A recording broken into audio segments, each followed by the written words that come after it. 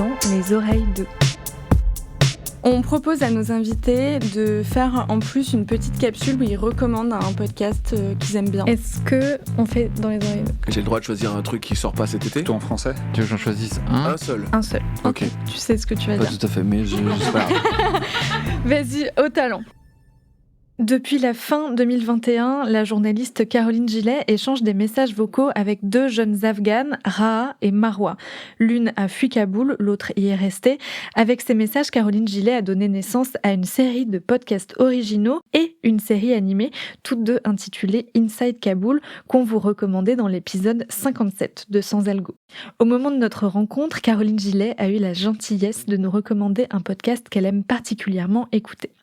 Caroline Gillet, si vous deviez recommander un seul podcast aux auditeurs de Sans Algo, lequel ce serait ? Alors, absolument impossible d'en recommander un seul. J'imagine que tout le monde vous dit ça et que vous les grondez, mais que bon, peut-être que vous me laisserez juste parler de 3 podcasts. Cerno, d'abord, qui est un podcast de Julien Cernobori avec comme prétexte une enquête autour de crimes dans le nord-est parisien, pas loin de chez moi. Je suis chez moi, la nuit est tombée, j'allume la lumière. C'est parti, c'est maintenant précisément que commence ce qui va devenir, j'imagine, une longue aventure. Alors je vous explique.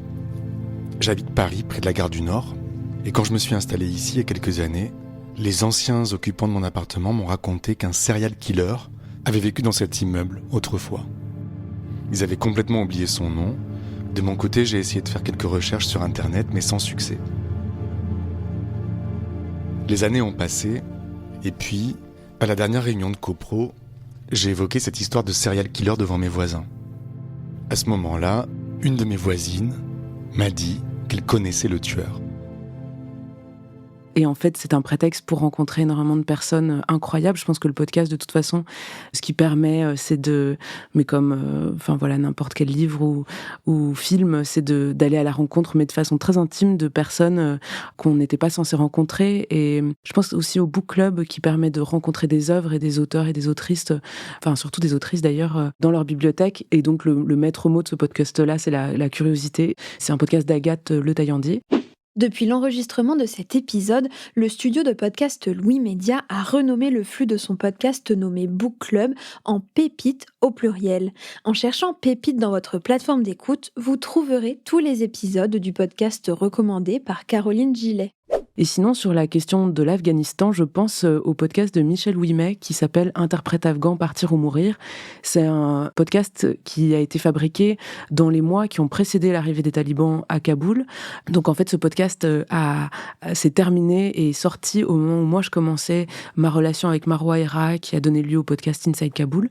Et c'était assez touchant parce que j'ai été amenée à rencontrer Michel Ouimet qui est à la retraite aujourd'hui, qui est une grande reporter plutôt de l'écrit, qui a énormément travaillé pour la presse écrite sur énormément de terrain de guerre, et elle s'est retrouvée un petit peu comme moi dans une relation épistolaire qui l'a accrochée plus que prévu, puisque elle a commencé à échanger avec des interprètes afghans.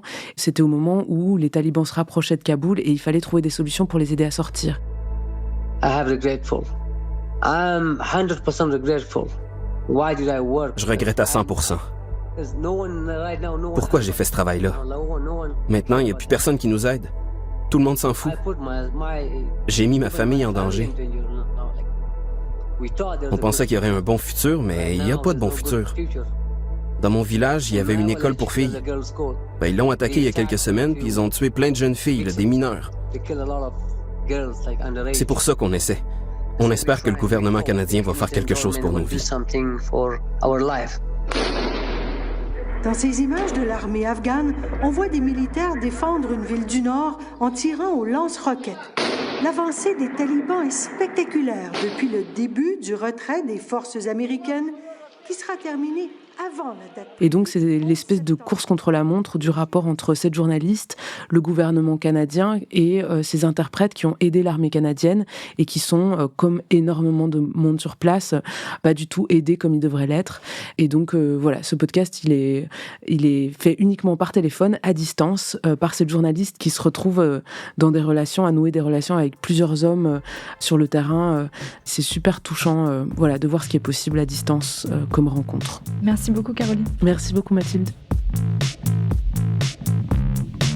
C'était Dans les oreilles d'eux, le hors-série d'été de Sans Algo. La semaine prochaine, retrouvez la recommandation d'écoute de Loïc Prigent. Sans Algo dans les oreilles d'eux est un podcast produit et réalisé par Slate Podcast sous la direction de Christophe Caron. La production éditoriale est assurée par Nina Pareja et le montage et la réalisation par Mona Delahaye.